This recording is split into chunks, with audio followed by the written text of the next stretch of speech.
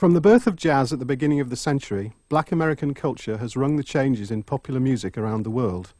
Now, at the end of the century, black music is still going through big changes because of a little word called rap. Yes, for you! MC Hammer, I'm back again. Ready to stir you up and take you to the flow. I'm busy! Hot like fire, the people's desire. MC Hammer's gonna make you retire. Stand on the side. Don't sweat this. You wanna try me, boy? Don't bet this. You might lose your shirt, your job, your house. And even your girl might put you out about the hammer.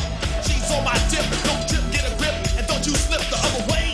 What more can I say? I'm MC Hammer and I got it that way. In the States, rap takes many forms and generates big money. From the slick showbiz approach of artists like MC Hammer to the militant political polemics of NWA and Public Enemy. Early rappers like Curtis Blow and Grandmaster Flash made groundbreaking dance records, records that were heard and bought everywhere, including Britain. A decade on, Britain has its own rappers, but with a different tale to tell from their American counterparts.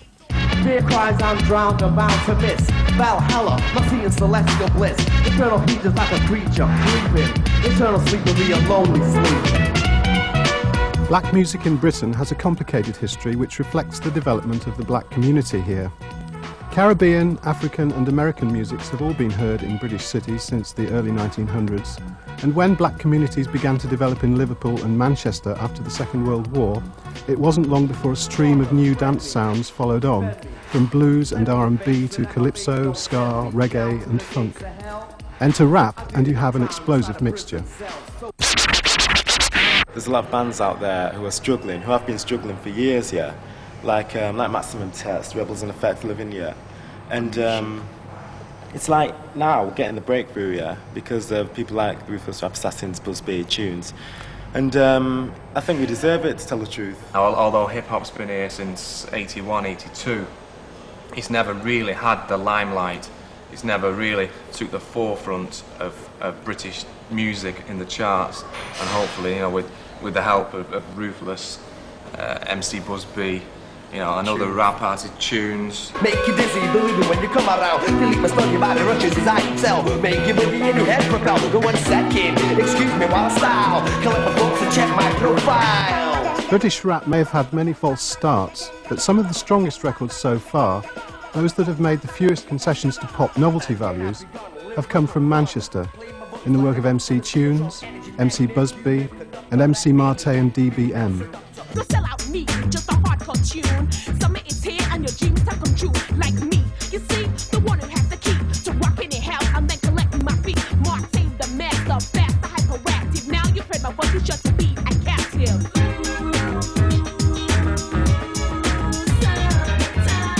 Obviously you've got MC Marte and DBM, who are all local talent, and they've all been signed up by majors. People are actually taking time out now to travel up here and watch. There's a lot of underground hip-hop going on at the moment, especially in Manchester, but with people that are coming out now, you know, with people having records in the charts, MC Tunes having his stuff in the charts, a lot more people want to bring stuff out. A lot more people are getting noticed, and there's just a lot more interest within the music biz on Manchester, and especially with hip-hop. Now there's the Ruthless Rap Assassins, 3 black British males who take all this history and shake it up until it ends up sounding something like this. Ruthless on the mic, you may have heard us before. We're socially delinquent, no respect for the law. Pay no heed to politicians, can be wasting our time. They're calling us muggers while they're mugging your mind. I'm talking left, right and center, they don't give me no say. I haven't got no money, so I always have to pay. The rich are getting younger, the poor are getting old. God forbid that I should live until I die from the cold. I'm living... The Ruthless Rap Assassins. That name doesn't pull any punches, but Kermit, Anderson and Carson are 3 of the nicest angry young men you could wish to meet. Justice! I'm Anderson. I'm a Ruthless Rap Assassin. Watch out. Yeah. Justice! MC, Kermit the Freak, the lyrical jackal. A damn blast on the behind the microphone. Justice! I'm the Rap Assassin Dangerous C and the DJ Dangerous C. See ya. Justice! Anderson and Carson are both a couple of years older than me, you know what I mean? But like, that's how I met them in school. They were like, I was in like the 3rd year, and like Carson was in like the 4th year, you know what I mean?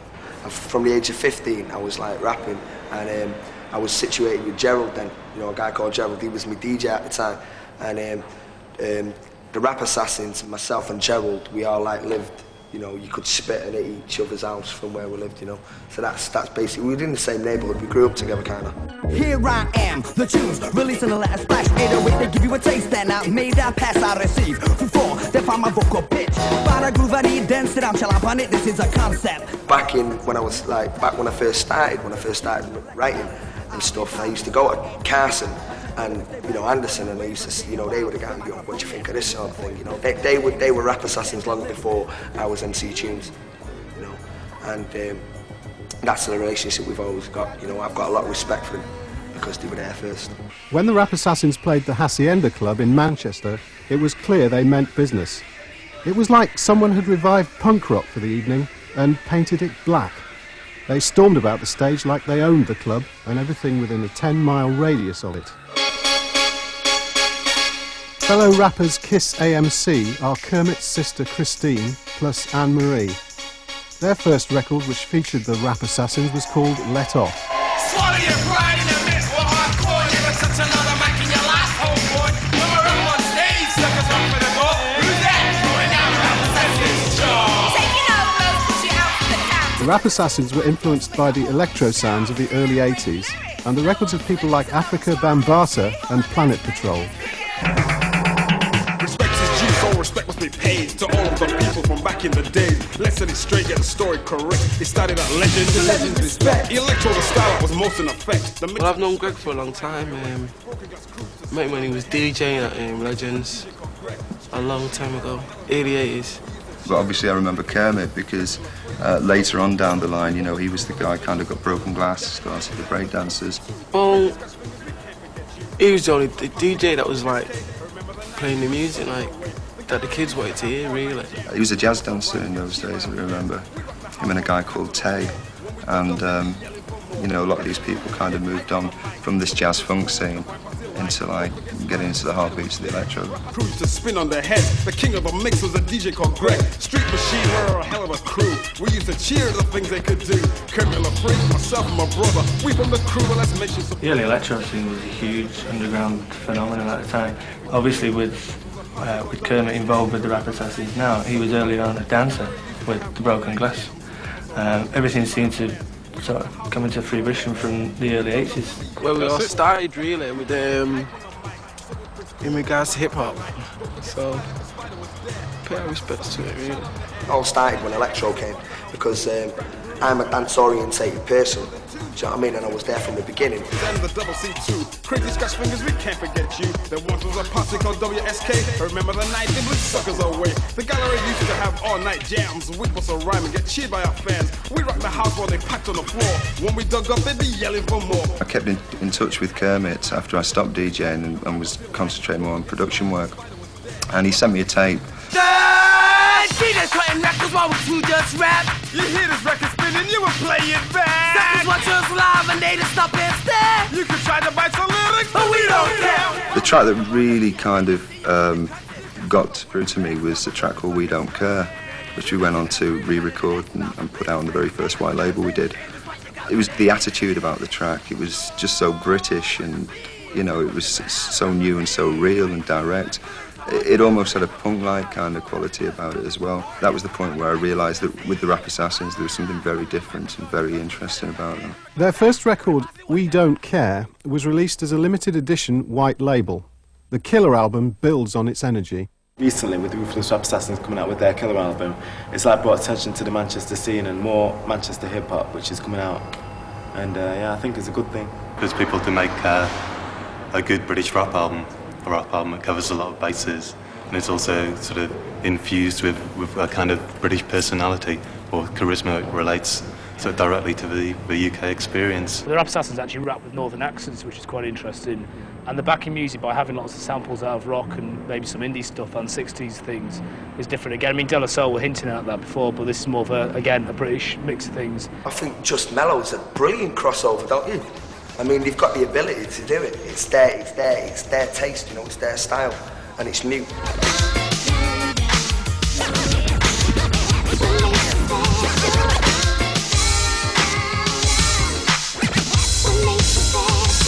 Yes, it's time for the crew to relax and eat a break. From the hardcore track to here's a beat. It's kinda slow, we're laid back, but the rhymes still flow. Pass a groove. Thank you.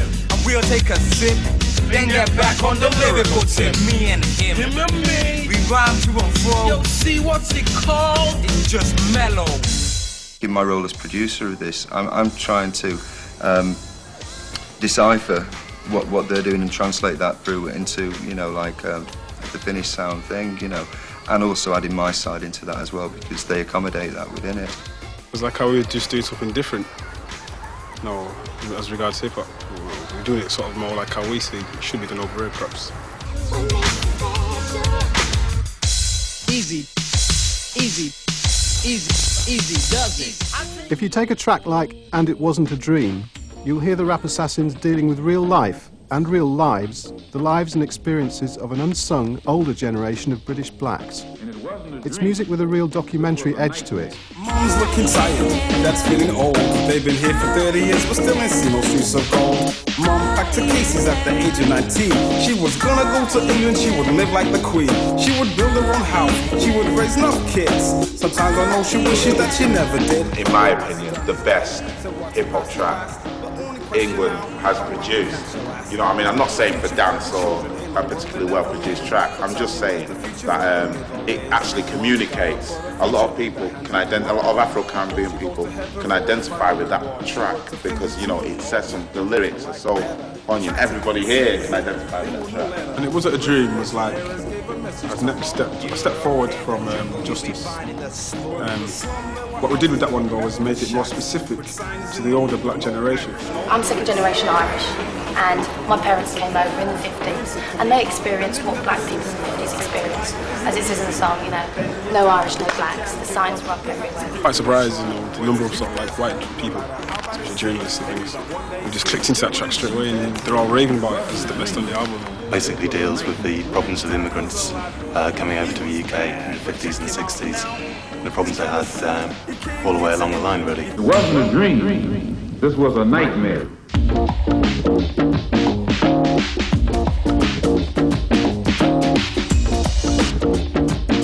Come on the boat, you know, Eros a star.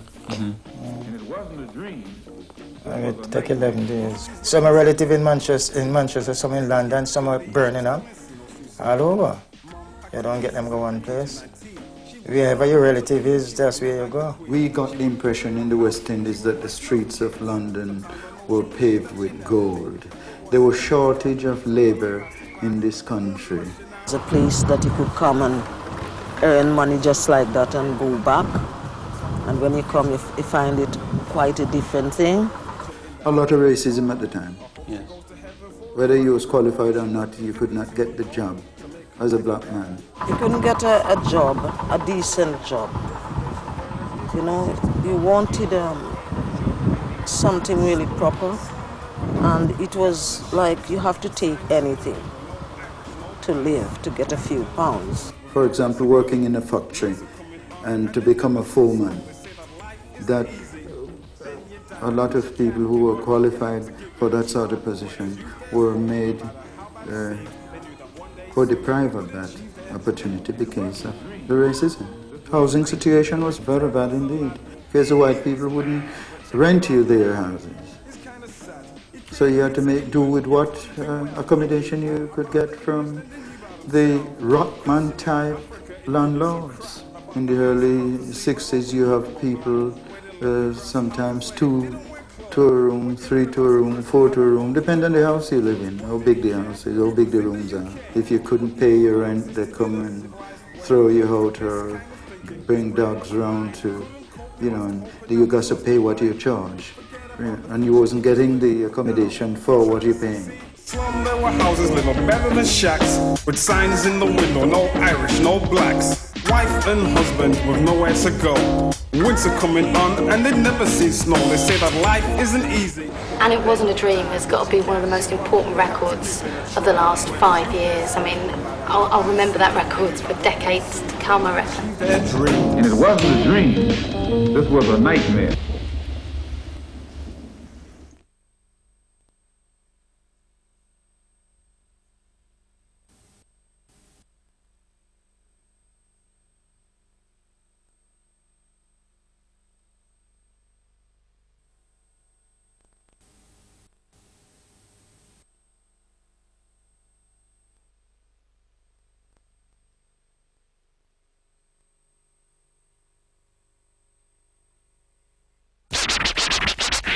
Manchester is strong on record packaging and design as well as music. Peter Saville dressed early factory record releases in tasteful images and immaculate typography. Nowadays, central station design are an important and colourful part of the Happy Mondays success story. The Rap Assassins, through their association with Brian Cannon, continue that story. You know, there was going to be no rap cliches on the sleeve or anything like that. As you can see with the sleeves that we've done since then, everything's completely different to any other rap bands you've seen.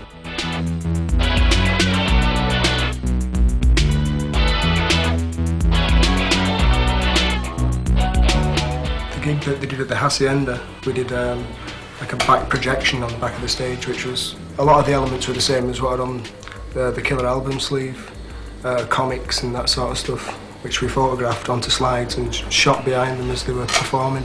The sleeve for the album is very complementary to the album itself. It's a collection of visual images that go hand in hand with the sound samples themselves.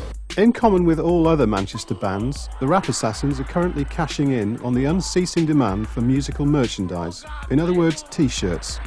Their T-shirt of 3 black Olympic athletes saluting the world with clenched fists was harder than most of the trippy psychedelic images presented by the city's independent rock groups. Well, in the early days of the band getting a record deal, producing tracks, releasing records, whatever, we was actually in the shop one Saturday afternoon and we were discussing, you know, what to do in the way of merchandising. I'd always had this idea to redo the famous stance that the Black Panthers did at the Olympics. I commissioned a photographer, Ian Tilton, and put the idea to Greg, the manager, and within 2 weeks it was all sorted, and he's probably one of the best selling T-shirts we've got. Touch with them because Sounds wanted me to do some pictures of them because they were like a rocking band at the time and they've got a single out. The shots that we did for the LP, the ones that were of their kids on the back, Kermit turned up 6 hours late, and the previous session that we'd done for promotion for them, he turned up 6 hours late for that because he said, I've got to get my hair cut. Jealous MC shows a different side to the group. It has been taken at face value by some as another record about gold chains and cars. Instead, it is a rap satire at the expense of those who don't get the joke. Well, I'm Jealous MC and I take no shorts. It's kind of like just a satirical look then, let's say, at a sort of like a stereotypical b-boy attitude. The hip-hop scene, those deaf, those rappers who are always on top. Rock shocking out parties when they bust a death rap. The rhymes they bust, I wish I wrote them, but I didn't do that. So what I do is for them. Jealous MC, it's kind of, it's more of a history, you know this kind of dissing on the spot sort of thing. You know what I mean? It's history. Call a guy Jealous MC. People listening to it will either recognise certain things about themselves in there and think, yeah, or no, and have a laugh. Or certain things about others. Or be offended. What's his name? He's Jealous MC. What's my name? Jealous MC. What's my name? Justice. Like the tracks, they're primarily about black people, but at the same time, it does, you know, the things that affect black people do affect white people. So I'm trying to get it across in the track too.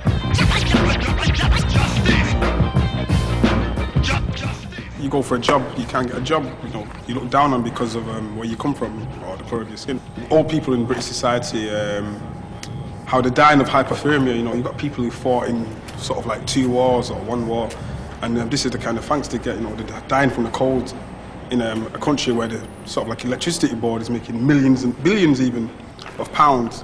I mean, how can you sort of like justify that? Social workers love me because I keep them at work. Can't get a job myself because I'm seen as a jerk. When you're living on the edge, you gotta do what you must. Cause there ain't no justice, just us.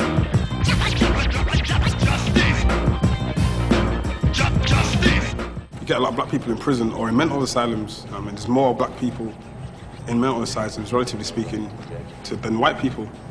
Same thing with prison. While indie bands were discovering the rhythms of James Brown and the power of body-friendly dance beats, the Rap Assassins and their rock samples seem to make more and more sense to white indie fans. Manchester is basically indie city. Everybody, all the bands that come out of Manchester basically are labelled as indie bands. I mean, personally, I blame the music press because they hype up a certain area of music, and from there it just gets exploded really, you know, like seeing Happy Mondays on every cover of the NME. So you get a TV show and you'll get like a few minutes of exposure of like rap acts, whereas you'll get the latest kind of indie band, 4 or 5 numbers, you know. Manchester rap's got to make it on its own terms. You know, the rap artists, it's all about communication. The Happy Mondays and the Stone Roses, they're really good at communicating to people. You know, the black side just isn't given the coverage it needs and deserves, you know. And, you know, as I said, I'm into those people, but I'm also into Busby, and I'm into Kiss AMC, and I'm into the Rap Assassins, and, you know, and I think that's just as valid as what's going on the other side in Manchester, and it needs to come more to the fore. A lot of the groups are not getting a chance to communicate to a wide audience because maybe they haven't got the right management set up, maybe they haven't got the right record companies behind them. Kids them in the Bronx, they couldn't go to the clubs in town. You weren't allowed in, you know, people thought there was going to be violence and things, so they had to have their own parties in the ghetto where they lived. And what they did was DJs discovered break beats, started cutting up on 2 turntables, kept the beat going, and then one day somebody decided to get on the mic and start talking in rhyme to it. It was live, and that's why you get all these stuff, say yeah, everybody say ho, and them kind of things, because it's a live medium, you know, you talk to the crowd, they talk back. Everybody, clap your hands! Everybody! We've got a live drummer, we've got a live percussionist, we've got a live vocalist, 3 live rappers. And the party tonight! It's something different having a drummer playing live with a rap band, and like we'd spoke about it, he thought it was a good idea, I thought it was a good idea, so we tried it. Hey, don't stop the hand clapping! Said we don't sort of like work to any formula, we just try and we do what we feel at the time, how it feels at the time. Go with the flow. You know what I mean? Kick it! MC, Kermit the Freak. Who? The lyrical jackal. A damn blasted animal behind the microphone. I'm telling you. Pay my respect to the posse car. Enough respect to after all. Kicking it down with a funky no-fume beat. I want them. I didn't nail posse strong. I'm telling you. Punishing on pussies at the drop of a hat. No-fume posse kicking with a funky new track. British black music is entering a new era, led by the likes of Soul to Soul, Karen Wheeler and others, confidently preaching a gospel of black self-awareness and cultural pride. The new British black music is commercially assertive too. It's fashion-conscious as well as message-conscious. But there's an underlying anger beneath all this, which spills over into the work of people like the Ruthless Rap Assassins. It has a lot in common with the cutting edge of American rap and the records of Public Enemy, Professor Griff, etc. Black music in Britain is therefore poised to sell records, but also to tell the truth about black experience. Formulating people inside us, the great Q. Greg knows the way his soul is Emery too. The KISS is related to me, but then this age the older brother to the dangerous. That's right. Down and dirty. When it comes to slamming down rhymes, assaulting all DJs who don't sound like mine. They go pausing in the lyrics that count my lace. And dangerous high sex is the posse strong. The posse strong. We got a crazy drummer. The posse strong. Tell him. Our posse strong. What I'm telling you. What's your friend?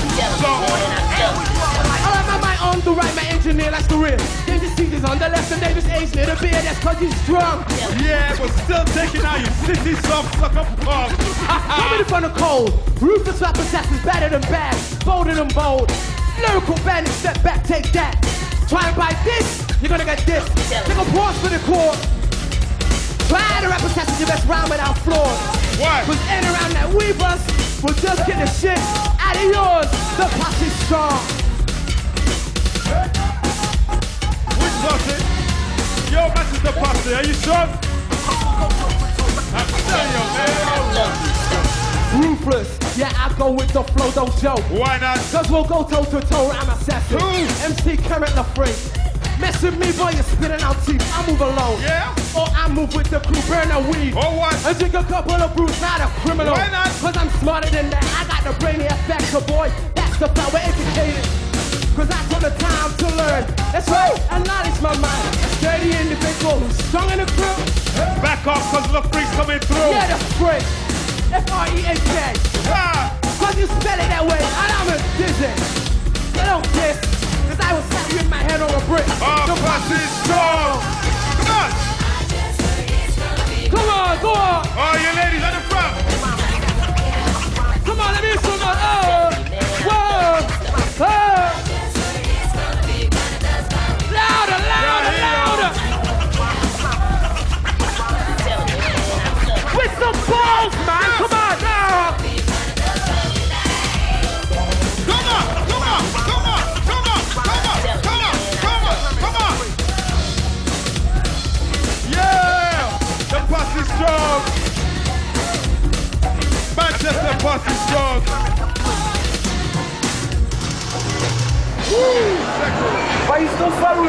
Go away!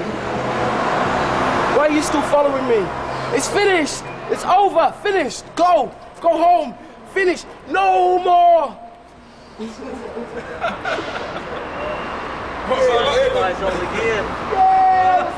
long time no see, bro. I come in there and you guys are gone. No, I'm out of there. Totally got my own shop now. Have you where? Up in Denton.